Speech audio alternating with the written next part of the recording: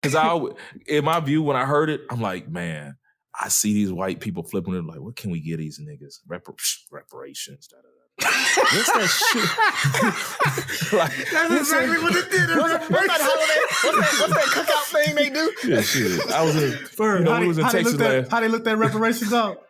And I can see somebody like a Ted Cruz. We can always give them reparations.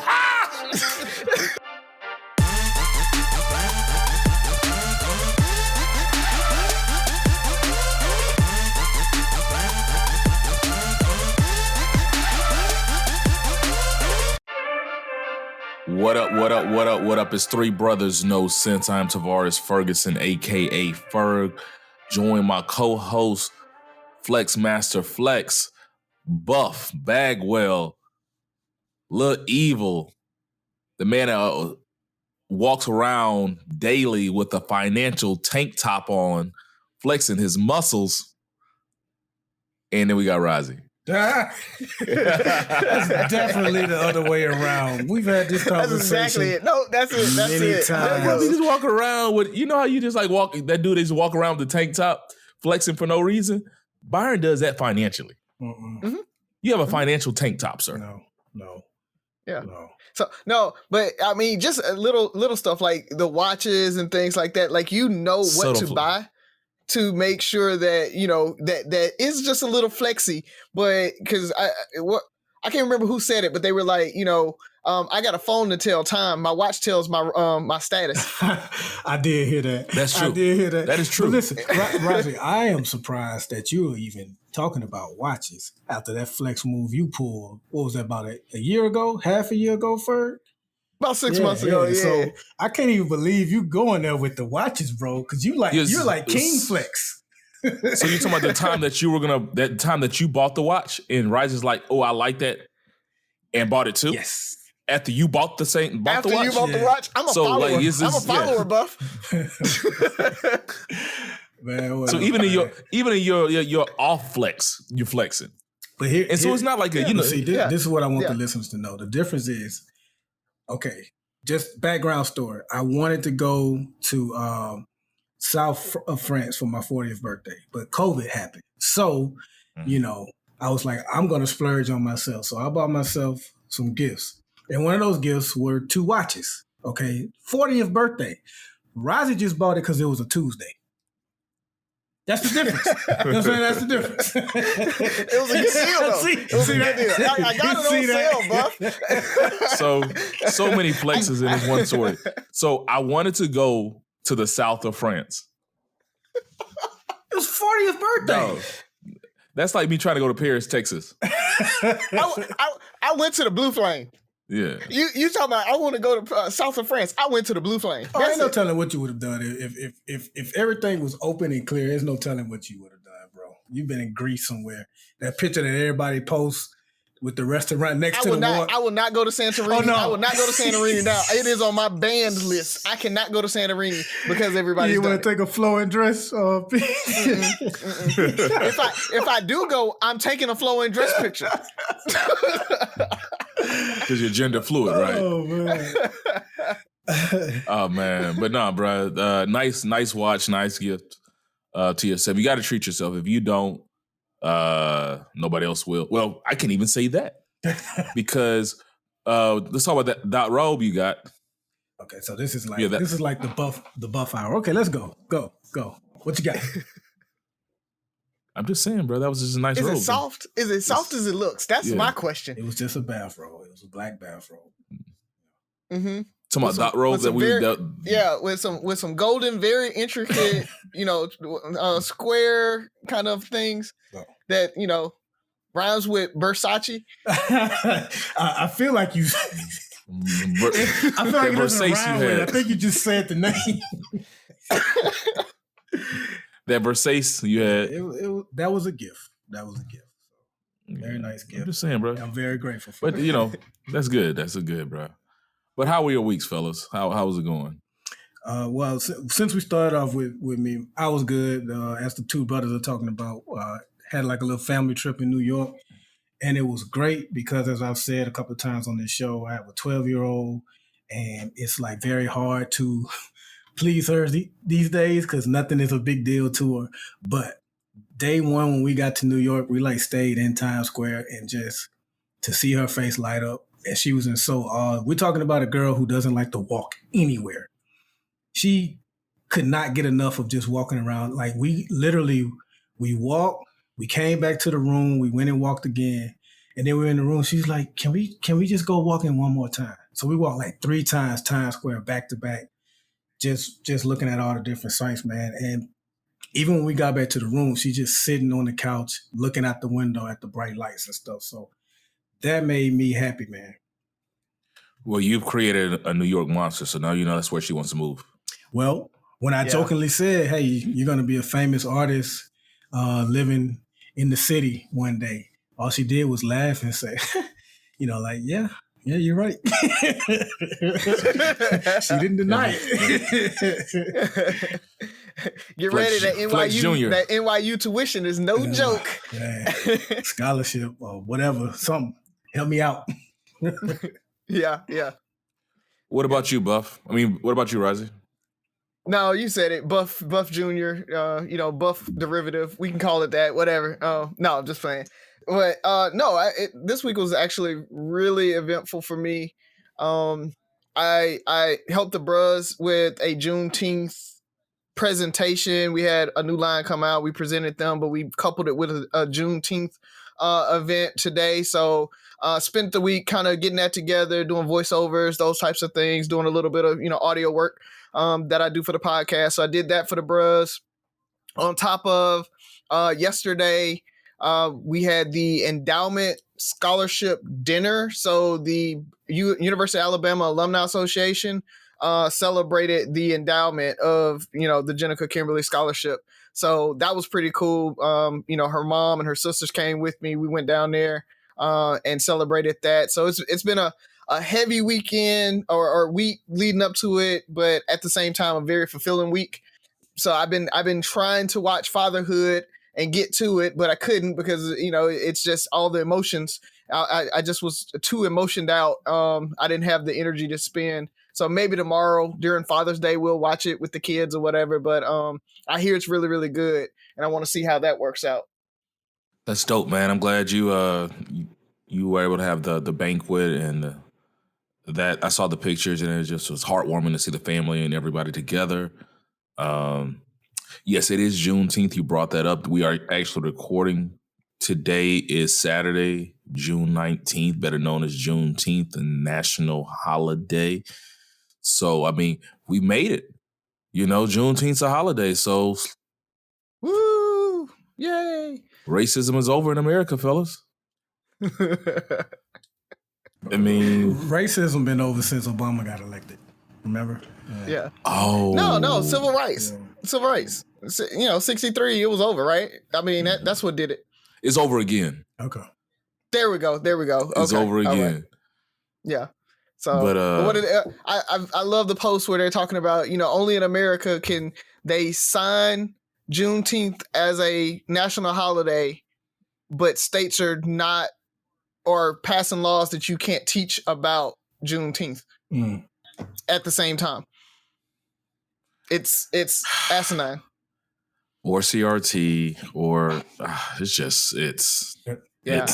always the counter. I started reading critical race theory. It's actually really good. It's enlightening, man. It's really enlightening. So if you haven't got the books, I know everybody's kind of starting to kind of get their heads around it, and I started hearing a lot more about it. So I went ahead and bought the book so I could, speak intelligently about it. So the essential critical race theory is actually, I think they're on the 3rd edition now. That's the one I got. It gives you a really, really good overview. So that's what I'm reading. And then I bought the writings that led to the critical race theory. So that's just like really going to be heady. It's going to be academic works. So you might not want to try your hand at that one unless you really like reading kind of, academic type of, reports. But the 3rd edition of that critical race theory actually is really good. It brings it down to kind of layman's terms and it's more personable. It's still pretty dry though, so it's not an exciting read at all. So I was actually looking at it. I'm probably going to get it on Audible because I'm traveling again for work. It's ramping back up, but that's cool, man. But speaking of the work, I want to start by saying screw FedEx. See, Razi, you didn't even have to edit me this time. So FedEx, when I say they just gave me the runaround, basically my work phone broke Sunday when I was traveling. So Monday I called my IT guy. He's saying I'm going to next day air you your phone. It should be there between Tuesday between 8 and 12. So I sit at my hotel 8 to 12 waiting on my phone. At 12:01, the thing refreshed and told me it would be there by the end of the day. So I get up, go run my errands, go meet with my people, come back 5 o'clock. It's not there. I'm like, well, I'll give them 7, 8 o'clock. 8 o'clock comes, it still says in the day. I'm like, well, it's not here. Worst case scenario, it'll be here, since it'll be here 8 to 12 today, worst case scenario, it'll be here first thing tomorrow because we paid the next day air it, right? Wake up Wednesday morning, it says pending. So I called them. They tell me that it should be en route. They can't really tell me too much, but it should be en route. I told them I'm leaving, flying out today I need to leave my hotel by 2 o'clock. And they're like, okay, cool. We'll try to have it there by 2 o'clock. 2 o'clock comes, they don't have it. So I called FedEx again. And they told me that they couldn't help me, but they would have somebody call me back. So the person calls me back. And basically, I'm like, I'm leaving. I'm out of town. I can't go to my hotel. Please ship it to my home address. They're like, cool. Wake up Thursday morning. Still says pending. Then probably around 8:30, I get a text message that says it's en route to the hotel at Oklahoma City. I'm not in Oklahoma City. Luckily, one of my installers was still in town. I hit him up saying, hey, can you stop by my hotel? My phone should be there around 10:30 because it says should be there no later than 10:30 a.m. 10:30 a.m. comes around, not there. 10:31 comes around, refreshes and says, we'll be there by the end of the day. It's okay because my guy's supposed to be there, leaving town about noon. So I'm like, okay, let's give him a little while. He called me one last time, Tavares, is your phone ready? No. So he's like, I got to get on the road. So I called FedEx, like, can you stop the package? Can you just take it back to the warehouse and just ship it to me as we said originally? Okay, Tavares. 12:55, I get a text message saying my phone has been delivered to the hotel. FedEx can't pick it up. They can't do anything with it. So I don't know anybody in OKC at this point in time. My work phone sitting there.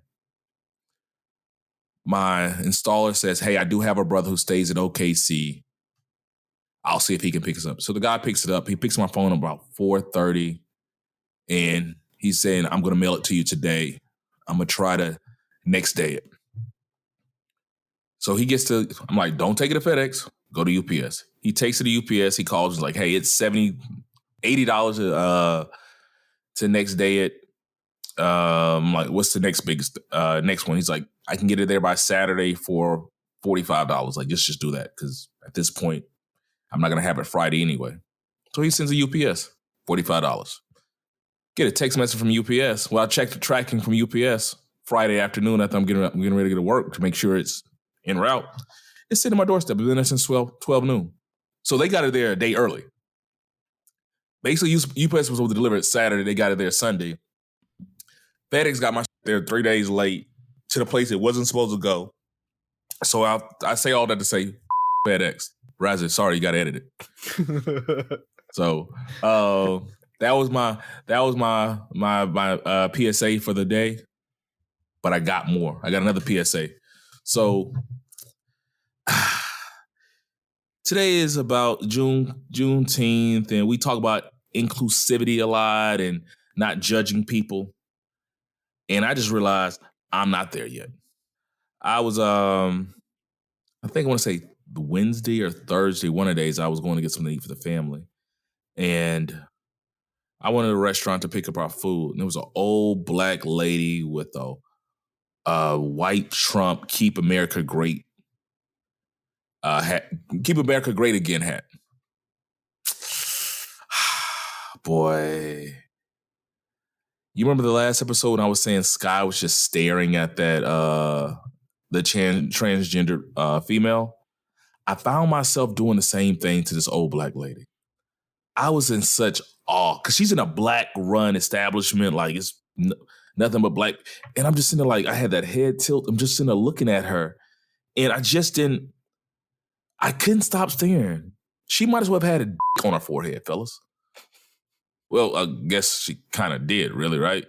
But I just couldn't get past it. I'm like, how? With everything going on, how? It's 2021. Election's gone. It's over. Juneteenth is this weekend. How do you have this Keep America Great Again hat on? Like, I was just... Bro, Trump got what, 16% of the black vote? I didn't think they shopped at the same places I shopped at. They don't all view him as racist, and some black people actually don't put racism at the top of their gripe list. Like, to them, as long as he's seemingly great for the economy and great for business and tough on crime, then, if he... Anti-abortion, especially if they're, in that evangelical... Which he's not even really anti-abortion, for real. But... Oh, she's a black Christian, enough said. That is. Yeah. That is. Yeah. Which is a whole nother conversation. Because we had some interesting dialogue this week via the Blue Book. Oh, you gonna go there, huh? Nah, I'm just gonna say it's very interesting. So I'm not gonna go there. I spent enough time talking today. But to the old black lady, if you happen to come across this podcast, take that shit off your head, lady. But anything else, fellas? All righty, let's jump into it. Razi, what do you have for us? Do you have a good joke for us today? I think so. I mean, no, it's not a good joke. It's really not even a joke. So, you guys know the G20 just finished up. Everybody's talking about Biden and Putin and everything, and body language and all of that. But I don't know if y'all saw that Finland is actually closing all their borders. And I don't know if y'all know what that means, but like that means nobody's going to be able to cross the finish line.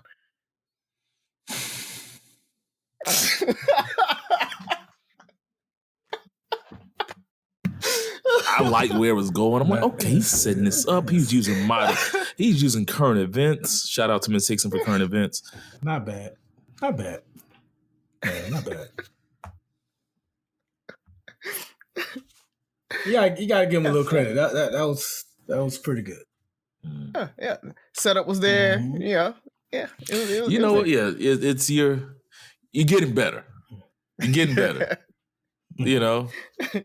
See, I got to make sure y'all don't know when it's coming. Like that's the thing. You gotta slip the actual punchline in there. Okay. All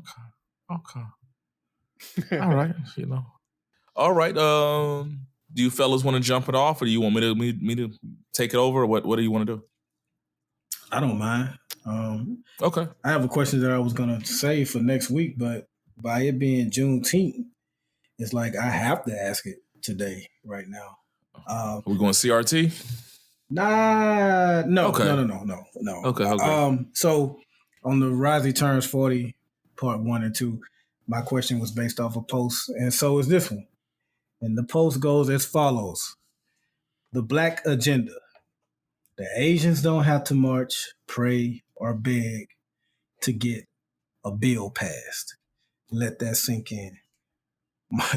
My question to you guys is very simple, because we hear this a lot. What is the Black agenda? And for bonus points, how do we go about getting it passed or implemented? Post a lot on Facebook, talk down on every last advancement we do get. Don't vote. Let's see. What else? What is it? What else? Is that the black agenda, or is that how we get it passed? Because I'm kind of confused on which one it is now. I don't know, bro. Like it's man. I don't think there's a black agenda. That I don't know if that's an issue or not. Well, I say that, but I do think there's a black agenda. I think the black agenda right now is trying to hold on to what we have, because it's one of those things that you can want the lofty goals and reparations and all of that. Right now, we're struggling to hold on to voting rights. Mm-hmm. Like, so I think right now the black agenda is hold the line.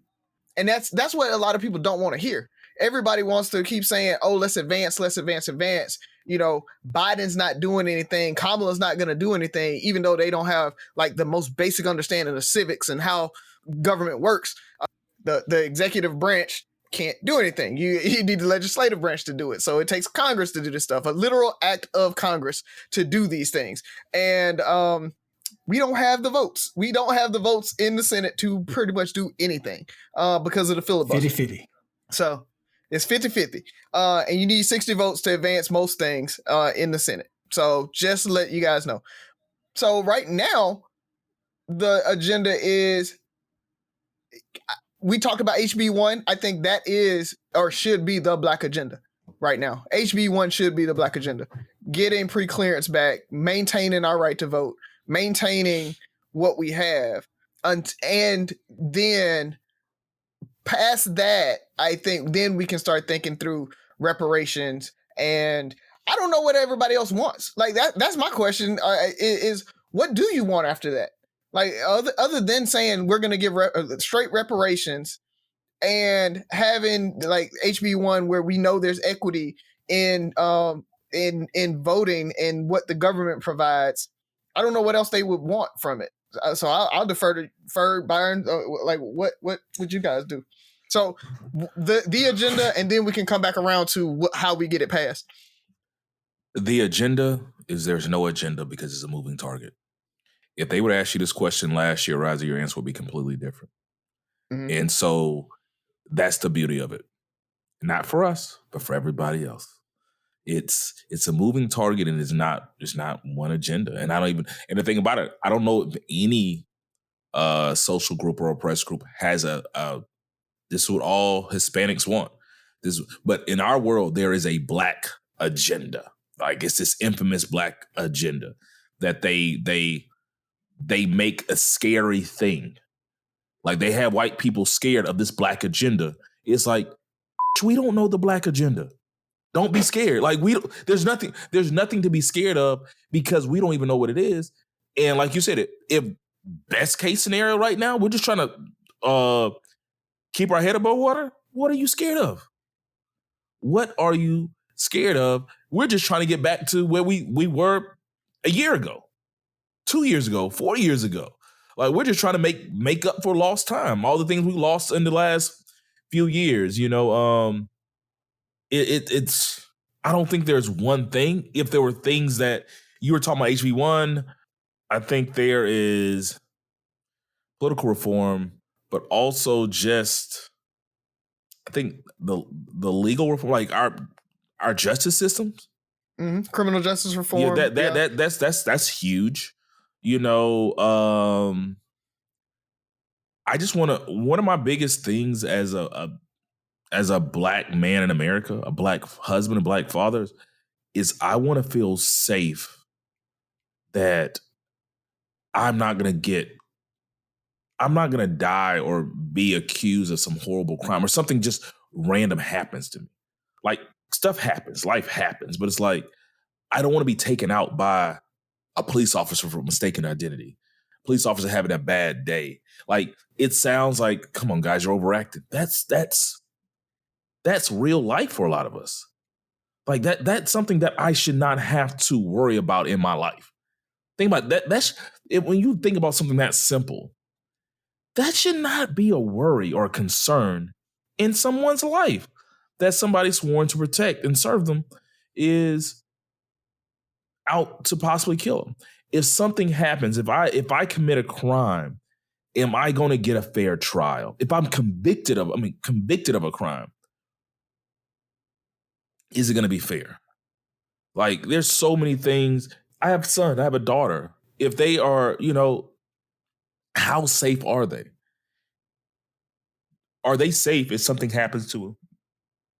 Are they safe in our justice system? Education-wise, I mean, we talked about this, several times about, funding Black schools, building up our communities. How much better do our kids have to be to compete in this world? And that, are they getting a fair share? Or do they have, not just our kids, do we have access to the resources to make us competitive? Because when I look at it a lot of times, just talk about competing against other nations. Can the American youth and American people education system compete against other nations? The question is, are our kids equipped to compete against the people here? Luckily, our kids are going to go to good schools, but what about the other kid that doesn't get that shot? I think it's just basic civil liberties. I mean, I just feel like it shouldn't be this hard to be. We're just asking to be treated fair and just. We're not asking reparations. Reparations still is a stretch to me. I would love reparations. I think but I can see how somebody could say, well, we didn't have slaves. It's not our fault. Why are we paying it? Why are we paying the price? I know all the reasons why, but it's like, okay, in your mind, you have a legit argument. But to say that my child shouldn't be able to have a fair share at education, that if my child commits a crime, the same crime as your child, that they should be looked at the same in the judicial system. If a police officer unjustly kills my kid or myself, that there should be a fair trial and they should serve justice for their crime. Like, we're just asking to be treated like human beings. We're asking to be treated the same way you would want to be treated. That's it. We should make the criminal justice system like the Masked Singer. Like, you come to court and you got to have a mask on and nobody knows your gender or anything like that, and they gotta try the case like that, and then like at the end they unmask you and be like, boom, I'm Black and I'm only doing 7 months. Boom. Yeah, but what's so crazy is, but the dog whistles. They're gonna talk about the broken home, and they're going to oh yeah, they'll lead up to all the stuff. The supporting facts around the case, they gonna know. They gonna find out. Now, the three of us might be able to get away with it, like when they start rattling off our facts and stuff like that. Yeah, but that 17-year-old that had petty larceny. Yeah, but at the same time, that white kid that had those same, because that's the problem is those kids that are similarly situated sits there and they're a white kid, so they get that presumption of innocence, whereas our kid gets that presumption of guilt. When you have, hey, I can't look at it, that white kid's going to get that presumption of guilt because it's his third strike. He's been doing it since he was whatever. He's from a broken home, has a single parent, lives on this side of town. There's a lot of white kids like that too, that when they get in court though, they dress up and they look like the kids on the other side of the track, and people start identifying with that. So okay. That's why I say that blind piece of it, justice can really be blind when you can do that, because they've got all kind of studies about like hiring practices and things like that. When you take off the name or whatever, you start to see more equitable hiring and things like that. If you take out the name, you take out the name so that they can't say Shaquan or whatever and start automatically identifying as a Black person.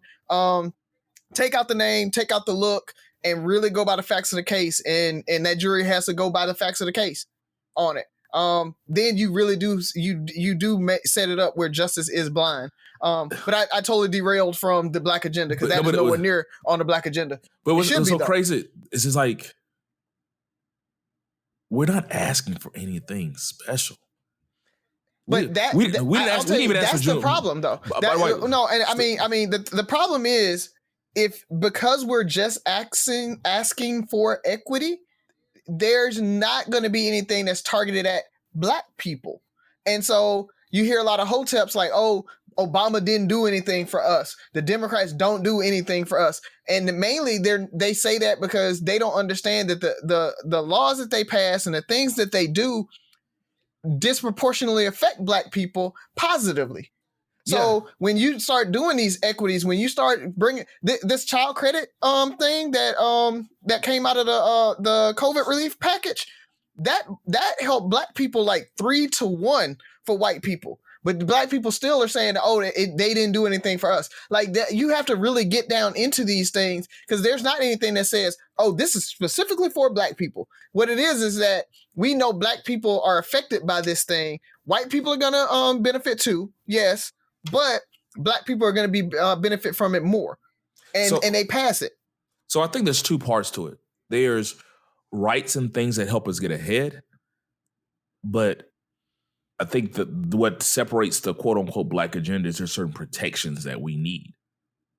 You know, everybody should be treated equal under the visor of the law, but we all know that if you fit this description, that the chances are the conviction rate, the time served, like the penalties, disproportionately unfavorable for Black Americans, and it's like, we just need protections. We're just saying, hey, get us out of jail. Don't convict us. But hey, we need protections. We need protections from over-policing. We need protection from subprime lenders and, stop screwing us over.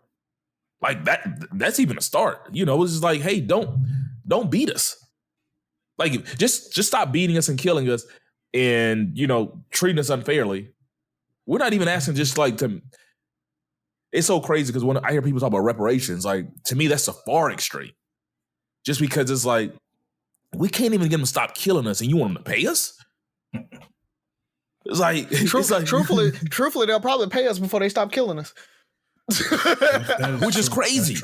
Which is crazy is because it's like, side note, for one, just for the record, we did not ask for Juneteenth. It was one, we really didn't ask for. I know there's one lady. Don't worry, I'll lead on. That's my question. So we don't worry about that. We're gonna go down that rabbit hole. Right. Buff, what say ye? The Black agenda is equality. Unfortunately, equality is such a broad thing. You and Razi touched on all the different aspects: housing, school, college, justice. All of that is included, and we have studies that show, like Razi mentioned, you take the Black name off and they've been admitted to colleges more, or they've gotten a job more. Hell, we saw a recent example. I think it was a mixed married couple. When they had pictures of them both, the house went for one price. But then when the white man just had pictures of himself, it was some astronomical higher value in what the house was going to sell for. Time and time again, like, we have so many examples, we exhausted at pointing at them. Like, every time there's a shooting of an unarmed Black man, we get tired of saying Tamir Rice, Eric Garner, George Floyd. Like, we're exhausted at saying that stuff because it happens so often, and it's so many different examples to point to. Ferg, you mentioned reparations is extreme. It is extreme, but it shouldn't be, because I know white people, their counter argument is like, why should I have to pay for something that I have nothing to do with? Oh, but you do. You guys benefit from slavery to this day. There are businesses that may not have participated in slavery whatsoever, but they still benefited from the labor. There are like direct ties to certain banks, certain insurance companies that started thanks to slavery and thanks to the free labor that they were able to benefit from. So yeah, there are plenty of white people that didn't own not one slave and still benefited from slavery. And that's something that we need to say more and more often. But, the Black agenda is equality because, in law enforcement, I've seen studies where police officers, we heard, I forgot the guy that killed Mike Brown, but, he said Mike Brown had arms like Hulk Hogan and was super strong. Like, they view us as such a higher threat than our white counterparts that that's what make us more likely to get shot down in the streets, because we're seen as a bigger threat. You've seen videos where white people are getting like dragging a police officer on his pickup truck, and he was able to walk away free. You know what I mean? So, like I said, there are so many examples, and that's what we're asking for. We're asking for equality. Unfortunately, it's so many different parts to it that we never get like the starting point. But we need to demand, a starting point in a certain, maybe we can start with the schools, then go to the justice system, then go to jobs. But we need a starting point. And to answer the second part of the question, how do we get there? Hold on, before you go there, I just want to make sure that it's known that I'm not saying, when I say reparations is far-fetched or whatever. No, it is though. What I say it because coming from their mindset, because their argument is like, I'm not responsible. So I could see how somebody could push back and say, I shouldn't have to pay for this. But I can't see how you could justify like, hey, I think I'm going to there's a possibility of me being killed by the police, and that's a problem. Well, that's part of life. Get over it. Like, I'm not responsible. Like, you can't justify that my kids can't get a job or this because of the color of their skin. Like, you can't justify certain things like that. You know what it is, Ferg? They don't believe it, though. It is. That's the problem. They don't believe that it's real because they look at it from their worldview and their lens. And since they don't see it in themselves, that there's an issue, they don't believe that there's an issue to us too. Because a lot of them truly believe that equity and equality is real. But the thing about it is, if I have to think that, if you don't have to daily wake up or have certain thought process in your mind, that's how you know it doesn't exist. When you don't fear the police, then there's a certain level of trust. Even if my fear is unjustified, it's a fear. Why do I have that fear? Like, you don't have that fear for a reason. My fear, if you consider it justified or not, is real. Like, it's in my life. So if you don't agree with it, it's still there. So why is it there? I want to wake up and be able to not fear the police. I want to wake up and not fear. I want to have the same freedoms, mental freedoms, that the average white man has. Unfortunately, we've been thrown in a fight against an opponent with loaded gloves, who's had 2.5 months of training, and it's like 5 weight classes above ours. And we've been thrown in there with 2 days of training and no trainer whatsoever. And we're expecting a fair fight. And that's what we're in. And you're never gonna get that. I did want to touch on how we get there. It's funny to me because Razi mentioned the hotels. And, a lot of their stances are, voting doesn't matter, right? And we see, time and time again, they've shown us that voting does matter when they try to strip away our rights, the money that we see into suppressing the vote. But I just find it hilarious, the same people who say voting doesn't matter also want to point out how the Asians got their protection bill passed. You know how they got that passed? Through politicians. Because they don't tell their people not to vote. They be out there voting. You know who helped push that? The senator from Illinois. I can't think of her name. Oh, Duckworth. Senator Duckworth helped pass that. An elected official. So while you out here telling your people not to vote, but then complaining about how we not getting anything done and comparing us to other communities don't tell their people not to vote. They get out there, they get it done, then they hold their politicians accountable. Now, if you want to say, I think one of you guys said, Democrats don't do anything for black people. Now, if you want to say, hey, we need to start holding Democrats more accountable, we need to start making sure we get what we want out of these politicians. That's an argument I'm willing to sign up for. When you tell us not to vote, laws get passed by politicians who are voted in office. Yeah. And don't with this whole, I'm going to do a new party, because you don't have the weight to do anything with a new party. You don't have a weight with a third party. You don't have the weight to go out and do anything. Now, if you want to, or flip to a Republican, maybe the Republicans will do anything, because that's a snowball chance in hell to get anything done for us on the Republican side. So what you do is you say, just like the Republicans do, and even some Democrats, right? We're going to primary you. We're going to put somebody up against you that's actually going to come up and be on our agenda. That's what you do. If you think you're so big and bad and you know everything, why don't you run? You think you can win and you can make change and you can get us some reparations. You go up there to Capitol Hill and see what you can do. Try your hand at it. I want to see you go up there and make some things happen. Because it's not easy to go in there and form a coalition. It's not easy to go in there 1 of 100 and think you're going to make some changes. You ain't the big dog. And as a freshman senator or a congressperson. Not only that, the committees are controlled by the two parties. So even if you go in there with your little independent party, you notice Bernie Sanders is an independent. Angus King is an independent, but they caucus with the Democrats. Because that's the only way you can get on the committee. And the committees are important because that's how certain bills come to the floor to even be voted on in the first place. That's how Supreme Court justices are determined on whether or not they're going to make it out of the Judiciary Committee and be voted on to be a new justice in the Supreme Court. So if you're in this, hey, I'm part of the Purple Party now, I'm part of the Liberation Party now, okay, you can be that, but you're not going to have any say-so whatsoever on anything important. Nah. Biden and Kamala need to just make it happen. I voted for them. They got my vote, so they just need to make it happen. Yeah, you're stupid. I'm tired of beating around the bush with it. Like, stop talking about stuff you don't know about. But Biden's supposed to fix it all. Yeah, and Obama was supposed to fix it all, and every politician that gets in there, and truthfully, they go in with the highest of intentions, and they want to do everything they can. But again, when I talk about 1 of 100, one of how many Congress seats is it? Congressional seats? 435. Somewhere around, like 400. 1 of 400. Like, think about that. You're 1 of 400 that's trying to go in there with no power, no committee seat. You don't run anything. You can't decide what's going to come for a vote. Even if you do write a bill, that doesn't mean it's going to go anywhere. So why? And for the folks that's like, oh, it's we're a year in now, all that. All right, well, shut up because you get what you get.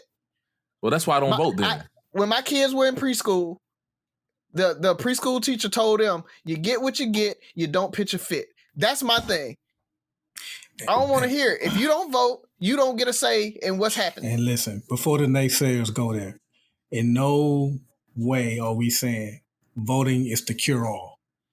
That's not the only thing. I'm saying we still have to do the action. We still have to fight for the change we want. But voting is a big part of it. Like, if you want certain bills passed, voting is a big part of it. Yeah, so voting is a big part of it, but there's 2-year gaps between voting. Y'all need to do stuff during the, like, what are you doing collectively? What are we doing individually to help? Are you going to the town halls and saying, why did you vote on this bill? Are you paying attention to what they're voting on and what they're not voting on? Are you going to all the civic organizations that's happening? Do you know what they're spending their money on and their time on? Are you volunteering? Are you spending time in the neighborhood? Because too often, a lot of people that's on Facebook making their posts, Buff, that post was perfect, Buff. By the way, thanks, that you just put. Like, too often, you go to Facebook and you think your little 100 likes on your comment is something, but you ain't put one community service hour in. You ain't invested no money back into the communities. You ain't donated nothing, donated time. I mean, and I ain't talking about your once a year annual cleaning of your house, going down to the Salvation Army to put some stuff in. That is not what I'm talking about. I'm talking about hours and hours and hours that the three of us put in on things that's outside of our regular job to help our communities. And you want to sit there and make your little Facebook post or down folks that's really out there trying to do it. I mean, talking about politicians, I hate it because the thing is, there's some dirty politicians, but there's some folks that's out there really working to try to make this thing better. Yeah. And let's not put it all on politics. There's other things you can do. Like, if you want education better, what are you doing? Are you mentoring? Are you doing anything? Do you want to see neighborhood beautifications? Are you sitting on those committees? Or what are you doing to help? That's always, my question to people. What are you doing to help? Yeah. But that's the thing. And what's crazy is that's how so many, especially the hoteps and people, they shut people up. It's like, well, what are you doing to help? And it's like, most people can't, like, well, I ain't really doing shit. So, you got me there. And so you just do something. Find your niche, find what you're passionate about, and find a way to make it impactful. That's more than lip service. Yes. Talking about it ain't. Talking about it ain't. And because that's when you talk about the hoteps, that's usually what the hoteps are doing. They talking about it. They talking about it over and over and over again to each other, making YouTube and TikTok posts, and they're sharing it with each other. But like I said, again, they don't put an ounce of actual time into doing anything. And last thing on this, because the post Razi was talking about, I didn't mention it, but I was referring to Juneteenth, and I've seen people complain and say, we didn't ask for this.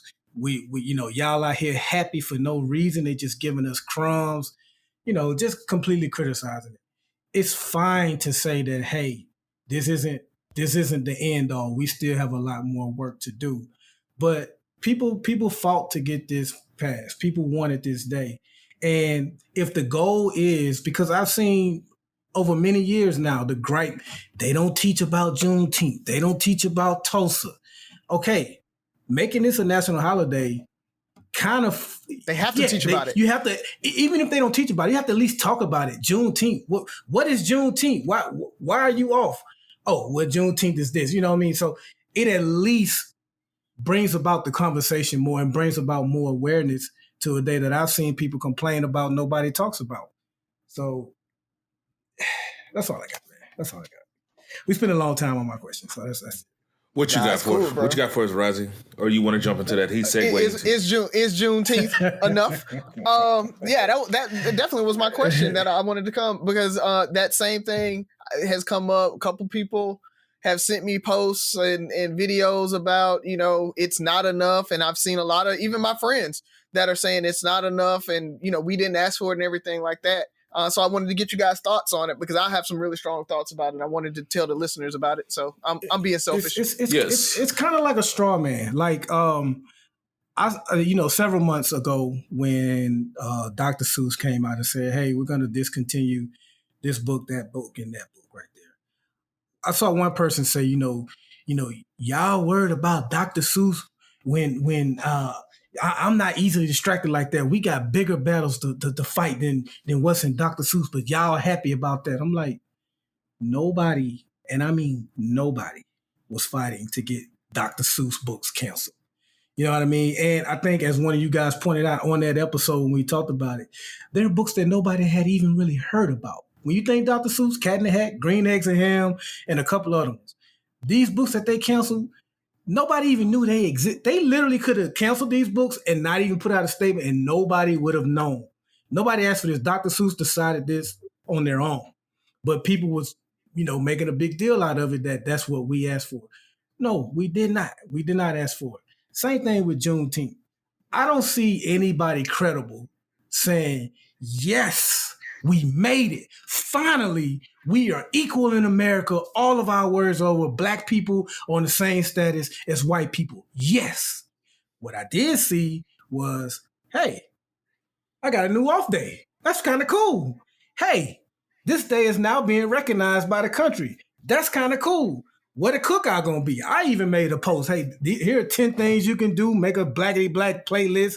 Buy black, drink you some guidance or some Uncle Nearest or something like that. Having fun with it. But as usual, we gotta have the fun police come. Y'all happy about these little crumbs that these people giving y'all, and there's so much more we need to be fighting for.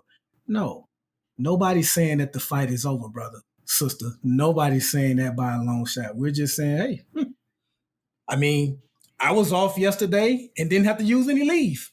I went, you know what I mean? So that's kind of good. So that's all I got, man. So I'll jump in. So I kind of brought it up earlier, and I said we didn't ask for Juneteenth.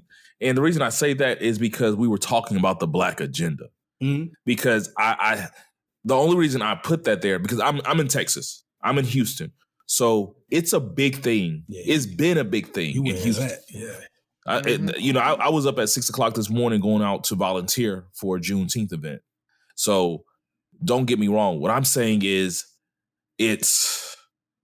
we're talking about the Black agenda, and I hate when white people use little victories to kind of hone in their point. Well, you kind of joked with it. Well, racism in with Obama. Well, you won. It's like, man, we didn't ask for this. Like, that is great. It's great, it's being recognized, but there's a Black agenda. Don't use this to cut you, because I feel like they're always looking for little to build their like racism is over playbook. It's like, well, you got Obama, and then the Chauvin trial showed you that, and it's always just like, but once again, when you have to build up a case, when we're going tit for tat, like you said, when black person is killed, we got to bring up Tamir Rice, we got to bring up all these people. It's like, why do we always have to bring up these people? I'm happy Juneteenth is celebrated because it's crazy. It's just another thing I think Americans need to know, because in their mind, when the Emancipation Proclamation was signed, they thought it was all rainbows and butterflies after that. It's just another example to show that even though this stuff was legal or illegal, like, it was still going on. It was like, Texas was like, and there, people are like, well, they didn't know they were free. They knew they were free, but it don't matter if you knew you were free if they ain't releasing you. That's how crazy it is. Like, we's free. Shit, nigga, I ain't going nowhere. There's still a gun line, boss. Exactly. It's like, that's how crazy it is. It's like, but even after the slaves were free, the rest of the country, like, it didn't. All the slaves didn't just walk off plantations the day after the Emancipation Proclamation was signed. Or the 13th Amendment. 13th Amendment. A lot of folks don't understand that the Emancipation Proclamation didn't free the slaves. It was the 13th Amendment. But it's just like, that didn't matter. It showed that it takes, I always say, it takes government, it takes force to make people implement the right thing when it comes to Black Americans. And going back to your Black agenda, it's going to take force. It's going to take legislation. It's going to take them saying, you can't do this shit anymore. That's what I always take from Juneteenth. Literally, a union, like, y'all know y'all can go free. We got you. Like, that's what's going to have to get the Black agenda to go. It's going to have to take political partnership to make these things happen, because we have shown that the country's not going to do things just because. So when I say we didn't ask for that, like, no, we didn't ask for that. We don't add that. Don't add that to your cap. Don't add that to your count. Yeah, that's no feather. That's no feather. But you say that, but the problem is, it is a feather for the Republicans, right? Let's break it down. Really, it is a feather for the Republicans. The Republicans, that's why they passed it, because it is the feather that they can say to their constituents that, see, we do care about Black people. So that's their olive branch. So I agree with everybody that's saying, don't take this as they're not saying the same thing I'm saying. Trust me, they're not saying. They're just telling you niggas not to celebrate. I'm telling you, like, hey, realize it is gonna be some, not backlash. What you're saying, it's gonna be like, well, we gave you Juneteenth. It's and so that, but the thing about it is, the hard stuff that has to happen for the Black agenda wasn't going to get passed with the Republicans anyway. So, like, that, while we do need to continue to push, we have to celebrate the wins too. Like, I don't understand, like, why people don't understand that, like, you can celebrate your success as you move forward. So don't, like, there's not this extreme of, oh, we didn't get full equality and reparations and, I don't know, white people on reservations, whatever they want. But, like, we didn't get that, so this success doesn't mean anything. That's not how life works. And if you live your life like that, you are unhappy as hell. I just want to tell you that. You are very unhappy because you can't celebrate your small wins and your small successes. Guys, if you're trying to get up to $1 million, when I was doing financial planning and I talked to people and we talked about, okay, what's your number for retirement? Like, we had to set small goals and small gates. It's like, if you want $1 million, you don't need to be, you can celebrate making it to 10,000, making it to 250,000, making it to 500,000. Like, celebrate those gates. When you're working, when you talk about an action plan, you have milestones in an action plan or a project plan, you know, or whatever you're doing, your 5-year plan for yourself. Make some gates there, because you need milestones to celebrate and you need wins to celebrate. I do think this is a milestone. I do think this is a celebrate and a point of celebration and a win for us, because like you said, now they have to talk about Juneteenth. They have to talk about, you know, oh, here's why you're off and everything like that. Just having the celebration being a federal holiday, it's going to be on the news. Kids are going to ask about it. Like Sophie asked about Juneteenth. She, you know, this was her first year. She really kind of talked about it. Like we did Juneteenth, or we talked about it. We volunteered for in the past, but at the same time, I guess because it's like everybody's talking about it now, I guess she's hearing about it more. She asked me about it. Like, you know, and that's why I corrected you, Ferg, about the Emancipation Proclamation, because me and her literally had a long conversation about that, because she was like, yeah, Abraham Lincoln freed the slaves. I'm like, nah, he didn't, baby. So listen, I need you. I need you to put your hotel hat on when you go to school. And it's funny you say that. No, it didn't happen. That because in my view, when I heard it, I'm like, man, I see these white people flipping it like, what can we get these niggas? Reparations. What's that shit? Like, that's exactly what it did. What's that cookout thing they do? Yeah, shit. I was in, Ferg, we was in Texas last. How they looked at reparations up?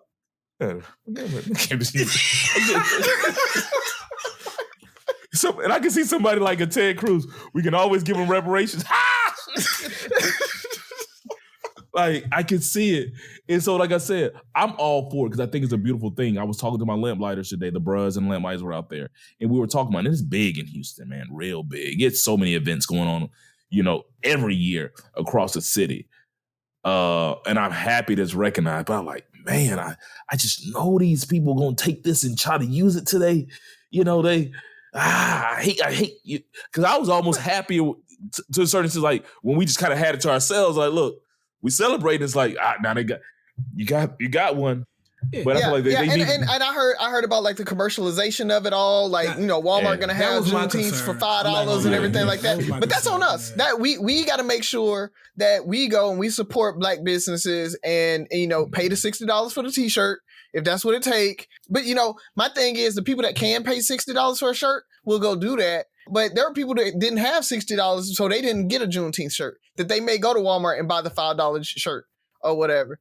And maybe, just maybe, we can get some, you know, minority, you know, products in there and suppliers for Walmart and everything like that. So, folks, y'all need to get y'all prices down to Walmart prices and be like, hey, when we talk about Juneteenth stuff, we want minority businesses to do that. Or actually, Black businesses. I don't even want to say minority businesses. Black businesses need to be suppliers for that. So maybe that goes on our agenda that, hey, we want to make sure that Black businesses are you know, supported and identified during these times. I will say this. What made me happy about it is identifying certain points in American history that are unspoken. Because you're hearing Juneteenth and you've heard a lot more about Tulsa and stuff like that. So I kind of put that in that same, like, people, as we were talking about critical race theory, like, people have to start understanding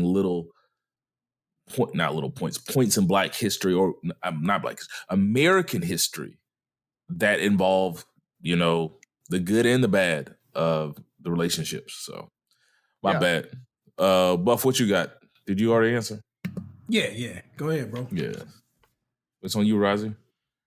I think that's it. You know, I don't want to go too deep into it. You know, I've said my piece on it, but I just want to make sure everybody understands, man. Like you said, Ferg, it is something that matters, and stop down talking everything or every advancement we get because it's not the pinnacle, because it's not the end game. Like, so, you know, like Buff said, folks work for this, folks work to get it. They got that passed. I mean, whether it's enough or not doesn't matter. That's not how government works. you take what you can get every time, and then you keep working to get the next thing. So, it might be another 3 to 4 years and we get something else. Hopefully we can get something else before the end of the midterms. We'll see. But you said something, and I think this is where I get some of their frustration is, I don't want to call it actionable item, but I want to see, I think a lot of times people are asking for something like symbolic versus actionable, like something that you can sink your teeth at.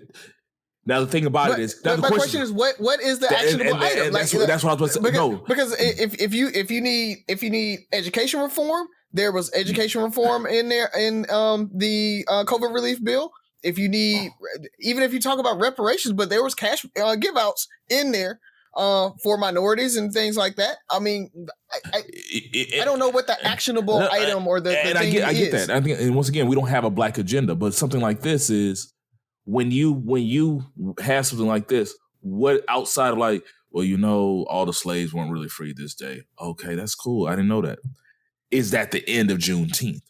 Is it, like you said, now we get our black business going to be highlighted that day? What benefits how can we turn this and benefit the black community if there's a way to turn it? That's a subject for another day, but I think that's some things we talk about, like, how do we take this and make like this... they do National Small Business Day or whatever it is, that maybe they do National Black Business Day the week of Juneteenth or something like that. Or So that's another one that you could kind of, or even if they do something like, maybe that might fall in line more so with if they do something for the Tulsa massacre, so that but might be... See, I always get weary about just the Tulsa massacre. There was like 19 or 20 different massacres out there, that are documented, and it happened a lot. I mean, so it's Rosewood and there's plenty of different ones out there. So you're doing what they're doing. I'm telling you, this is the hot button right now. So let them get that. Let them get this one, and then make them research like, oh, there's more than this, because hell, a lot of black people only know about Tulsa.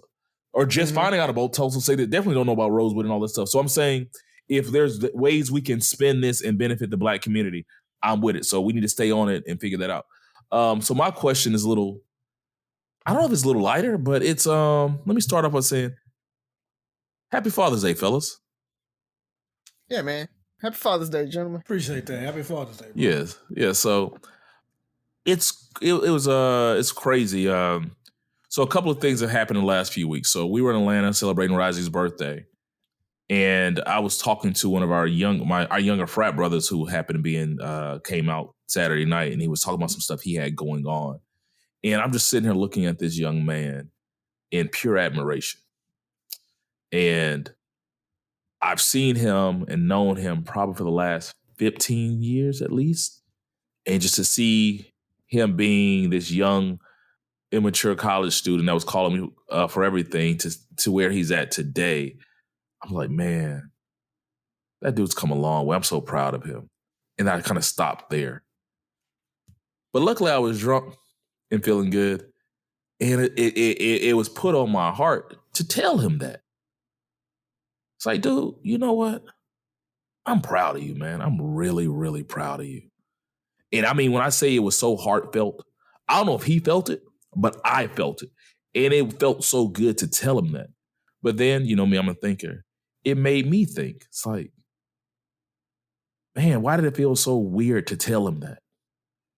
We just got to the point, we talk about all the time where we can say, I love you. That's kind of like where we draw the line. Like we say, I love you and stuff like that. And we joke and we show, I think, admiration for each other all the time. But it's like, how often we say those things outside of those cliche, I love yous and stuff like that. And it made me think, it's a couple of questions. What is the thing that somebody could say to you that made you feel the best about yourself? What is that? Is it that outside of the cliche, I love you? It's like, what would just make your heart swell with pride and make you just feel like so good? When was the last time that happened? When was the last time somebody said something like that outside of that? And maybe it's just me, but why don't we do that more? I can go.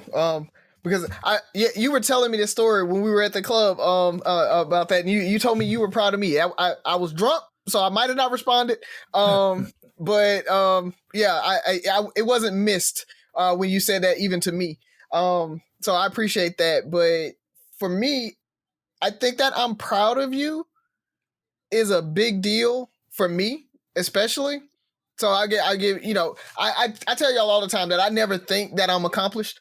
And like anything that I've done is not a big deal until I start talking to people. We were I think we're all in a text message thread with Ani, and she was just like, your accomplishments are a big deal. And I didn't even think anything of it. And I was like, it's no big deal. It's nothing. And I still kind of feel like I have, further heights to reach, right? So I'm still pushing. I still don't think that I'm as accomplished as I think some folks think I am. But maybe a month ago, 2 months ago, you guys know my parents have moved in, and randomly out of the blue, my dad was just sitting in the kitchen eating a bowl of cereal. And I walked down and I was making some coffee and fixing the kids breakfast and stuff like that, getting them ready to go to school. And my dad just looked up and he was like, "I'm proud of you." And it hit me. And I was just like, how you don't know how to take it. And I was just like, thanks. And trying to kind of downplay it like, oh, it's no big deal. And he was like, no, like, you stepped up, you're taking care of the kids. We thought we were going to have to swoop in and really, really help. But he even said, he was like, I feel like we get in the way more than we help you, which they don't. They do help. They help. It's about equal. They get in the way a good bit too. But he was like, I feel like you're doing it by yourself. And you're so accomplished. You've done so much in your life, and you're still pushing. And he's like, I'm just really proud of you. And that like it made my heart swell. What did they say on the Grinch? His heart grew 3 sizes that day. But that was a big deal for me, man. And so I think being able to say I'm proud of you is a big deal to folks, or just good job. Like what is it? Hancock. When he was like trying to teach Hancock how to say good job, and Hancock didn't know how to say it, he couldn't say good job. Like saying good job to somebody, or you did a good job, or thank you, or I'm proud of you for what you've done, is a big deal. And especially for kids, saying that it's a big deal. And we do need to say it more, because I know I say it to my kids a lot, but I gush on them anyway. So I say I love you. I say it so much that they like I know, or you say it every day. I tell them I'm proud of them, and especially now. Ollie, especially, he'll be up under me, and sometimes I'll just look down at him and I'm like, dude, I'm so proud of you. And he'll ask me why, and I'm like, because you're a trooper, man. You're getting through this. I know you miss your mom. You're doing awesome in school, learning to read. Because, especially coming off of Sophie, that picked up, she's so smart. Like, she picks up on things so fast, and Ollie has to work at it. And I can tell that he sees that he has to work a lot harder at things than she does. And I tell him, I'm like, dude, I'm proud of you for that. Like, you work really, really hard at trying to do things, and you're learning, and don't worry if you don't know something right now. She's 2 years ahead of you in school. She's gonna know things before you. So you have to make sure that that, like, the kids know that it's all right, that they're not as advanced as their sibling, or not moving as fast, especially if they're not the same age. So I went on a tangent with that, man, but I guess it just kind of all came out. But yeah, I agree, Ferg. We need to say I'm proud. We need to say things more. So I got 3 examples, but they're like really, really, really quick.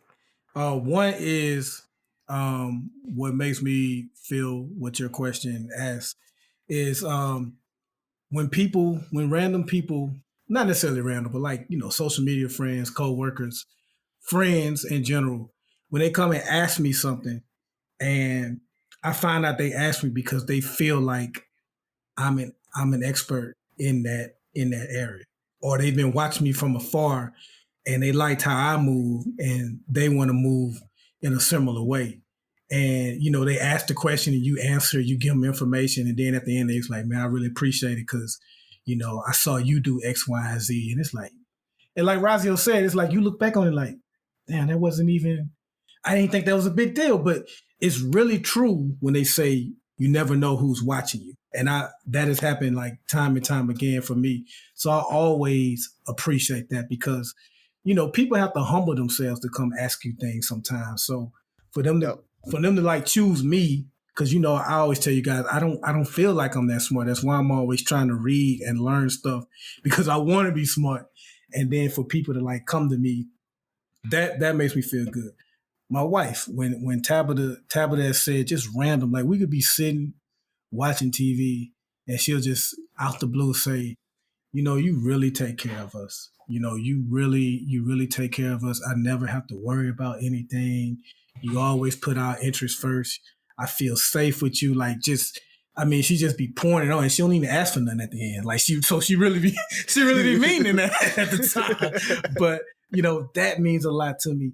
And, I said this on the previous episode back in October. She was then the assistant chief. She's now the acting chief on the department. But she put together this forum to address the concerns of some of the officers on the department, during the George Floyd protest, because Black officers was like, we really felt like we didn't have a home because we kind of empathize with what some of the protesters were saying, but we still have a job to do. And, we feel like nobody really addressed that. And she put together this town hall forum with chiefs from different police departments across the country. And we were able to ask whatever we want to without any type of consequence. And I remember I asked my question, and I told you guys the question I asked. Razi, Razi, you mentioned all the different massacres there's been. One of the massacres I mentioned was the Elaine massacre in Elaine, Arkansas. And, my voice was cracking. You know how when you passionate about something, you angry at the same time and your emotions are getting there, your voice started cracking. Because like the more and more I was giving them examples, the more angry I was getting on, my overall question was, when have Black people been able to ever trust the police? Because they have historically not earned that trust. They've, abused us historically from the invention of police to the present. And I gave them all these examples of how. And that panel went to her and told her how great that question was. And I'm going to talk about this a little more in my closing arguments, but she chose me to participate in something else that's going to be coming out later this year. And so it was just kind of cool that she remembered that and what they said and considered me someone that is well-spoken, which is kind of funny when you think about how I talk around y'all when it's just us, like how we was at the house in Atlanta. But she considered me well-spoken and wanted me to participate in this thing. So those are 3 examples that come to mind. Last thing, Ferg, you asked why we don't do it more. In your question, you said, hey, we just got around to telling each other I love you. And yeah, we do that. But what I've noticed with guys is even when we do tell another guy I love you, we still have to make it kind of cool, kind of hard. It's never just I love you. It's like, hey, dog, I love you, man. I love you, bro. You know what I'm saying? You got to pound your chest a little bit with it. Or, hey, man, I love you. Like, we got to find a way to kind of remix it a little bit to still keep that masculinity in telling another man, I love you. So I just think it's a comfort level, man. Overall, I just think we're still getting more and more comfortable with giving other people their accolades and telling them how we feel about them. Man, I really appreciate you guys answering that question, man. It's been on my heart since then. But I think for me, it's that I think it's 2 of them. One, I think a little more than the other is the proud thing. I think it really resonates because I don't do things for the accolades. Like I don't similar to you, Razi, like I don't know how to accept, praise or anything like that. But it does something to me. Even when I was thinking after I said it to you and him, and I think I talked to all you guys, I probably was super emotional that weekend. It was just, it made me think like, who are the people who are proud of you? Who are the people that really would say, you know what? Not just like in a cliche, like, yo, yeah, man, Ferg came along, I'm proud of him. But like knowing, like really like, you know what, man, I'm proud of you, dude. Like sincerely, not just like, oh, you know, like we talk about buff flexing and stuff like that. But dude, I've seen you come from, you know, 6th grade and all that stuff to see you, man, like I'm hella proud of you, dude. Like it's just really, really mean that. And not in a cliche way. It's just like people that really know, and there's a special place in their heart when they say, "When I'm proud of you," not just like, "Man, I'm proud of my brother. Like he did good." And then I think the second one is respect. Kind of what you were saying. You know, when people come to you for advice or come to you, I get that all the time. Not all the time, but I get it. You know, where I think I noticed it. And maybe people don't say it, but they'll say it indirectly. You know, when I'm with my mentees and their parents, and the fact that they're, you know, they're like, there's a certain level of respect for you that I have that I don't have from many people to allow you to be in my son's life the way you are. If I have an issue with him, if I have something going on, I've had a mother call me talking about her son's had a rough year, first year in college. Can I talk to him? There's a certain level of respect that comes with that. Like I've only known your son a few years, but you chose me to be the person to talk to him. But when people just say it, you know, even a few months ago when I was dealing with Greg's death, and the GM of the company called me, and maybe it was just fluff, and he's just like, you know what, Tavares, everybody loves you and they respect you, man. You're a team, like, and he just kind of going into like, you know, there's something about you that people respect. I don't know if it was just like the respect because of position, or if it's just like that general, like you just carry yourself a certain way, but it was just a certain level of respect. So, because I try to be a respectful person and carry myself in a respectful manner, but those two, but like that proud thing, man, Z does a really good job of it. Telling me, you know, out the blue, like, you know, you're doing a great job, babe. I'm just so proud of you. And I kind of wave it off because I don't want to get into that emotional state, you know, like part of me thinks like I'm doing what I'm supposed to do. You know, kind of like, you know, like kind of the way you accept it, right? It's like, yeah, thanks, I guess, you know, I'm doing what I'm supposed to do. I don't want to dwell on it, but I'm going to, moving forward, take the time to internalize it and really accept it and try to accept it in the same way they gave it. You know, when I tell you I'm proud of you, both of you guys, it came from a real place in my heart. You can take it how you want, but maybe you don't take it the same way with the same energy I gave it. You know, sometimes we just like, yeah, because we don't know how to accept it. So, and I think the reason we don't say it, I think I was really struggling with this. Like, why don't we say it more? Kind of what you were saying, Byron. We just started saying I love you, but it's almost like the Marvel universe where I love you is like I am Groot. You know, like, man, I love you, dog. I love you means everything to men. I'm proud of you. I respect you. You my dog, man. I'm here for you. I am Groot. That's how I love you comes across in our world. You know, I can tell you, man, you can be going through like, man, you know, I love you, dude. Right? That means if you need anything, I got you, man. Like you can give me the best gift in the world, man. I love you, dog. You know, man, I could be proud of you on your wedding day, man. I love you, dog. Like I love you is everything to us. So I'm challenging us on here and challenging our listeners to say more than I just love you, because for a lot of us, I love you is still new. It's still a struggle, but try to tell the people that you care about, the people in your life, how you really feel about them.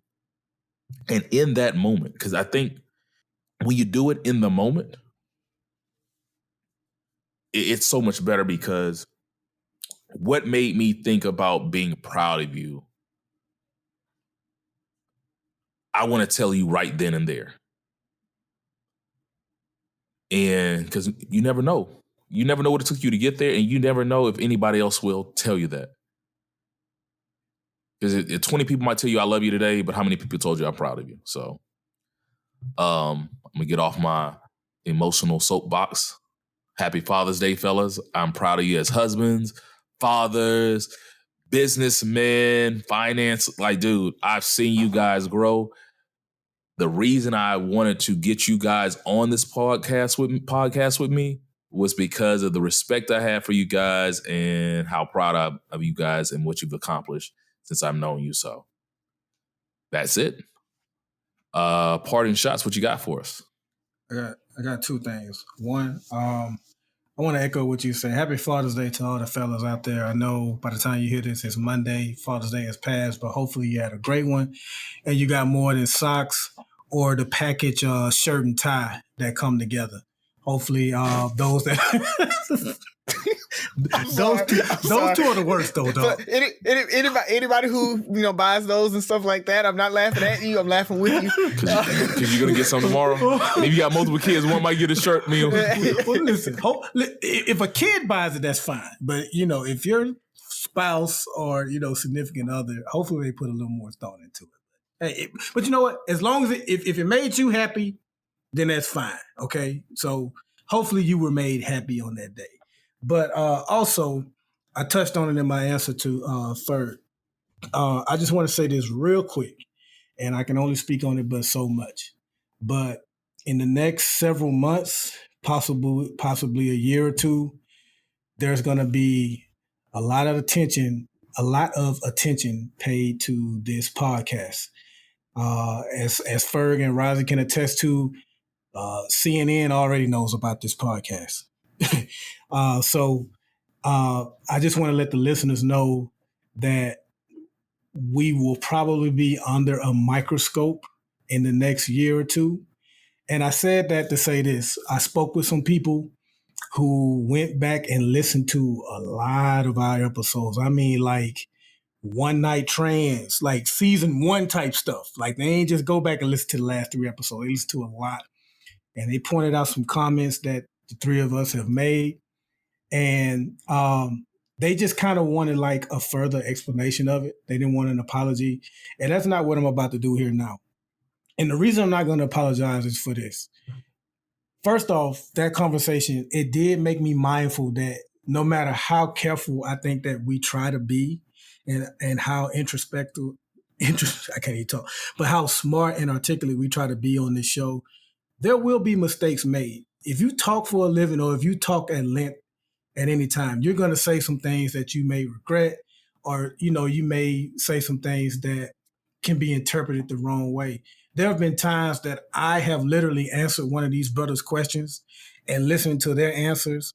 I've during the show, changed my answer because that's the type of show we try to be. We try to be the show that tackles tough topics, controversial topics, and we discuss it in an open and honest way. And we're also willing to change our mind on it from time to time, depending on, the arguments that are being made. We try to be as tolerant as possible while being honest about ourselves. Razi, I think it was last week, Razi said, hey, I'm not comfortable going to a gay bar. He shouldn't be bashed for it. It doesn't mean he hate gays or anything like that. He's just saying that's not where I am now. I've said certain things. Ferg has said certain things. So I'm just saying all that to say that we just will continue. We're not going to be like muzzling ourselves. We're still going to say what we mean. But I just want to let the listeners know that we are going to be under probably a fairly big microscope. Can't put a time frame on it. That's why I say maybe a year or two from now. But we're going to be under a heavy microscope. And we will always try to be honest, but also thoughtful and mindful of people's feelings and everything when we're, espousing our opinions on this show. And I'm glad you said that, Byron. Go ahead. No, I was just gonna say. Go That's funny. That's funny. It's like the 4-way stop sign. It's like I go. You go. Razi, please continue. Oh man. No, I can't even remember what I was gonna say now. Go ahead, Ferg. Well, I'll put it out there. So I'm glad you put that out there, for real, because even without that, the beauty of this show for me is It's growth. Some of my views, because I'll go back and listen to the show. The views that I might have had show 1 have changed somewhat to the views I have. What, show 94, show 95? 94. Because that's life, people. This is life. You know, and I think I've said this before when we've talked about how certain people have handled other issues in media or politics. It's like sometimes saying, hey, you know what? When I was 27 or when I was 35, this is what I thought. But as I grew and learned more about, certain groups, or I was introduced or did more research, my views have changed. So, yeah. I don't think we ever said anything on the show out of just pure hate and just like we're trying to further our agenda. It's just like at this point in my time, based off I know what I know, this is how I feel about it. And we have open debate. We have different points of views, and we've gone back and talked about things later during the show, learned on it, read on it, and that's life. I think we need more of this in the world than anything else. Everything being so PC and everybody trying to say everything perfectly doesn't get us far. It's having these open conversations, talking about these things and going back and reflecting and thinking about what do you want to talk about this week? Well, Byron said this, so I'm going to bring this back up because I've been thinking about it and I want to see how he feels about this. I joke, I probably push the button more than envelope more than anybody, but I push it for you guys because I want to hear, like even last week with Razi, I kept kind of like, so what about this? But what about this? Well, why would you feel this way? And I know how you feel, but it's also like, maybe you need to think a little like, why do you really feel that way? If you say you feel this way, why do you really feel this way? And that's it. But I digress. Razi, what do you have to say? Let's close on out. Man, after that, nothing. I just throwing out another family-friendly movie for anybody who's looking. Luca dropped on Disney Plus. Yeah, and so it's a nice little movie for anybody who needs to go look at that. And WWE Most Wanted Treasures is out there. So if you like American Pickers or like the little hunting stuff like that, it's WWE superstars going out looking for memorabilia from that. So the algorithms, I watched all those documentaries and bios, and so it's just like, oh, here's all this other wrestling stuff, and so I ended up watching that. Oh yeah, the WWE documentaries on A&E have been pretty dope. Yes, I watched the one on my favorite wrestler, Bret the Hitman Hart. Yes, that dude was a wrestler. Yeah, that dude was a good guy. Like he was just a good dude. Yeah, and I think that's why I just resonated with him. And he just came out. His music was cool. The sunglasses was cool. Pink and black. Like I'm gonna do what I want to do. And even Anvil Hart. Like it was just like, man, it was pretty cool, man. Good show. But once again, I want to say Happy Father's Day to all the fathers out there. I'm gonna try to watch Fatherhood this weekend. Byron said we can make it through. Yeah, they balanced it well. They balanced it. Okay, because the preview had my allergies acting up a little bit. Yeah. So but I appreciate you guys. Appreciate our listeners. It's been a fun show as usual. 3 brothers, no sense. Listen, like, share, subscribe, comment, and most importantly, listen again. Talk to you next week.